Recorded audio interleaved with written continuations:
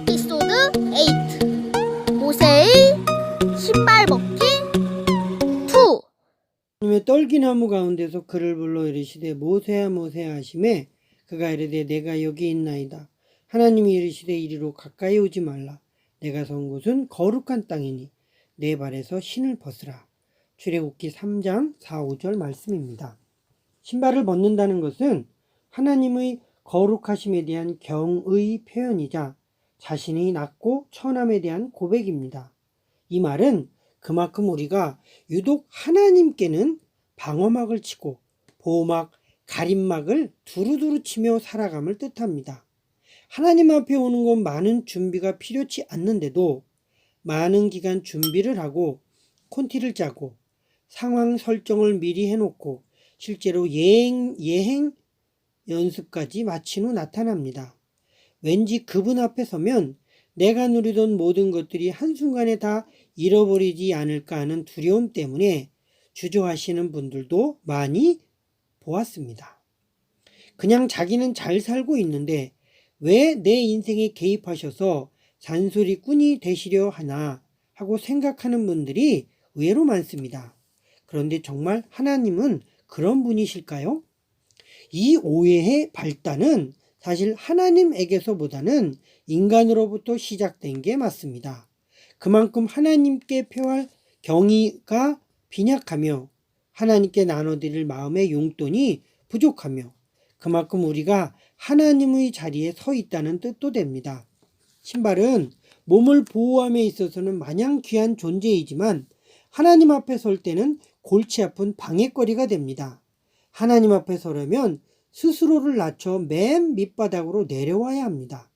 하나님 앞에 서는 자는 누구든지 미천함과 겸비함으로 서야 합니다. 그런데 마음으로는 그러고 싶지 않은 게입니다. 구속당하고 싶지 않은 게입니다. 누구께요? 자신을 만드신 창조주께 말입니다. 이 말이 이해되지 않으면 당장 신고 계신 신발에게 물어보십시오. 신발에게 너희 소속이 어디냐고 물어보십시오. 그러면 답이 금방 나옵니다. 신발의 거창 아웃솔은 땅에 속하지만 발이 닿는 깔창은 인솔은 자신에게 속합니다. 우리도 늘 두 가지의 속성으로 삶이 구분지어집니다.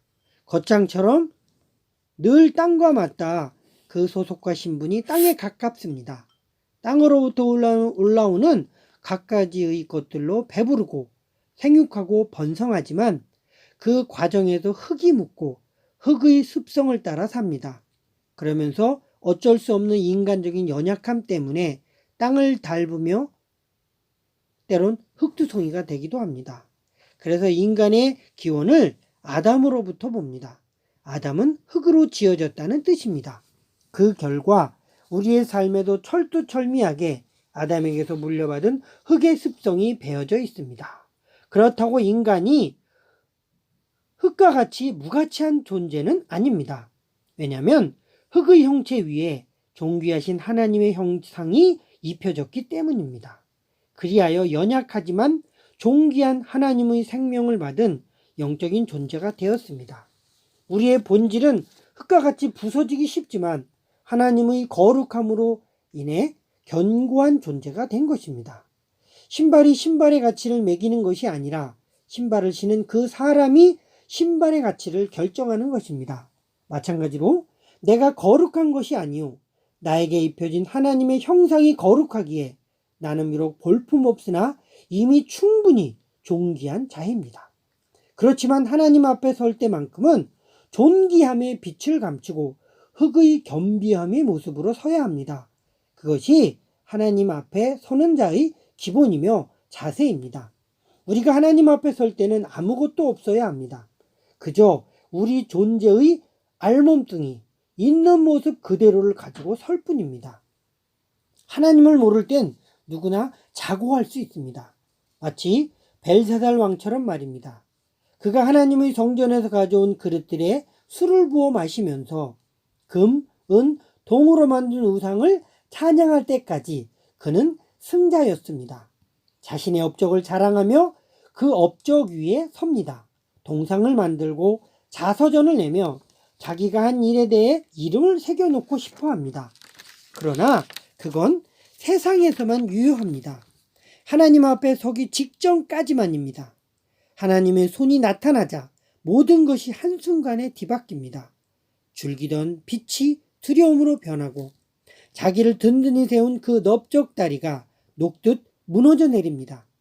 자신을 짓땡겨온 온갖 종류의 영광들이 대바람에 날리듯 흔적도 없이 사라짐을 경험하게 됩니다.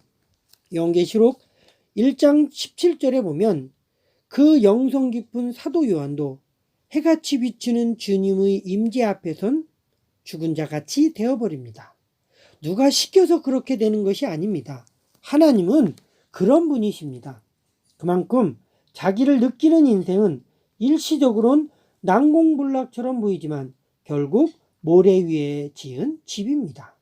하나님 앞에 서기 전까지는 대단해 보이지만 서는 순간 안개처럼 사라져버립니다. 그만큼 하나님 앞에 선다는 것은 두려운 일이며 감출 수 없고 가릴 수 없는 난처함이 있습니다. 그러니 사람의 마음의 중심에 무엇이 있는 것을 꿰뚫어 보시는 하나님 앞에 우리가 무엇으로 가릴 수 있겠습니까? 무엇을 가지고 그분 앞에 설 수 있겠습니까? 그러므로 모세처럼 하루라도 빨리 그분 앞에 엎드리는 삶이 필요합니다. 하나님 앞에서 신을 벗듯 우리의 낮고 천함에 대한 진실된 고백이 있어야 합니다. 이건 많으면 많을수록 좋고 유익합니다. 자주자주 있는 것이 훗날의 보탬이 됩니다. 이러한 모습이 하나님의 거룩하심에 대한 경의의 표현임을 기억해야 합니다. 내가 한 것이 자랑되지 않는 것은 그것마저도 하나님에게서 나온 공력이기 때문입니다. 이를 서둘러 인정해야 합니다. 하나님의 거룩한 성품은 그 자체로 죄를 미워하며 죄인의 악을 심판하시는 속성입니다. 그래서 악인은 결코 그분 앞에 설 수 없으며 서는 순간 소멸되고 맙니다. 가인은 아벨만 없으면 하나님 앞에 당당히 설 수 있을 거라 여겼습니다. 그래서 겁도 없이 아벨을 지원했습니다. 하나님을 두려움이 없는 게 악입니다. 악의 본적지는 죄입니다. 죄로부터 출발된 어둠이 악입니다. 그래서 죄와 악이 합쳐지면 어둠이 만들어지고 그 어둠이 결집되면 우리를 속이는 능력이 됩니다. 그래서 죄는 교묘하게 속이는 사기꾼입니다. 심판에 대한 두려움을 희석시키고 하나님을 두려워하지 못하게 속입니다. 안타깝게도 땅을 치는 사람들은 너나 할 것 없이 얼마나 죄의 속임에 잘 넘어가는지 모릅니다. 주먹을 쥔 채 난 뜨뜻한 지옥이 더 낫다고 호기를 부립니다.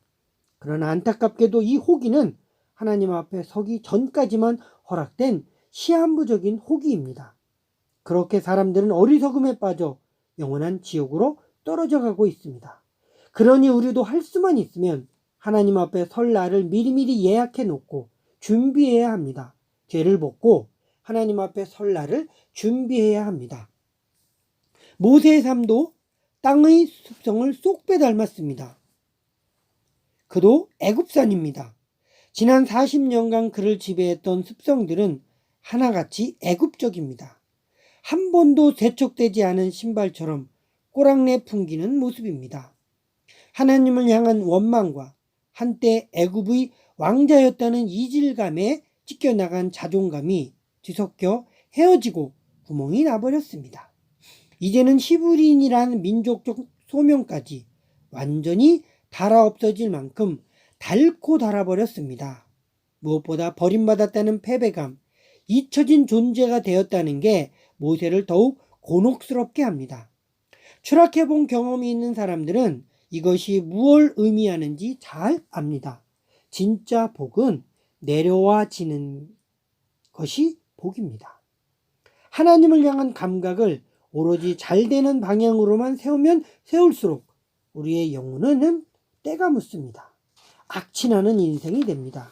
그런 뼈죽구두를 신고 있는 모세가 부럽습니까? 한때 우리의 선망의 대상이 되었던 모세를 보십시오.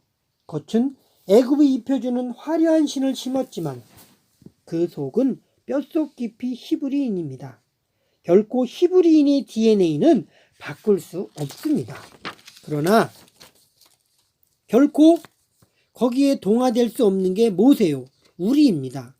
신데렐라의 언니들처럼 신발이 아닌데 자꾸 신으려 들면 발만 아플 뿐입니다. 사람들이 대충 사는 모습들이 부러울 때가 있습니다.